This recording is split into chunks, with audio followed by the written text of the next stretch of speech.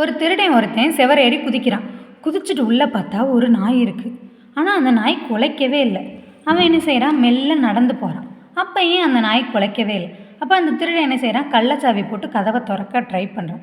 அப்பயும் அந்த நாய் குலைக்கலை. நம்ம உள்ள கதவை திறந்துட்டு போனதுக்கப்புறம் அந்த நாய் குலைச்சிருமோ அப்படின்னு அவன் மனசுக்குள்ள ஒரு எண்ணம் இருக்குது.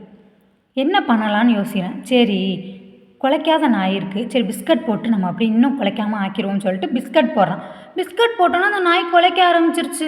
வல்லு வல்லுன்னு குலைக்கவும் அவனுக்கு ஒரே யோசனை. அப்போ அந்த நாய்கிட்ட அவன் கேட்குறான், நான் ஏறி குதிக்கும் போது குலைக்கலை, நான் மெல்ல நடந்து வந்தேன் அப்பயும் நீ குலைக்கலை, நான் ஒரு கதவை திறக்க முயற்சி பண்ணிகிட்டு இருக்கேன் அப்பயும் நீ குலைக்கலை, ஒரு பிஸ்கட் போட்டோன்னே நீ எதுக்கு குலைச்ச அப்படின்னு கேட்கும்போது அந்த நாய் சொல்லுது, நீ இது வரைக்கும் உன் வேலையை தான் நீ செய்கிறேன்னு நான் நினச்சேன்.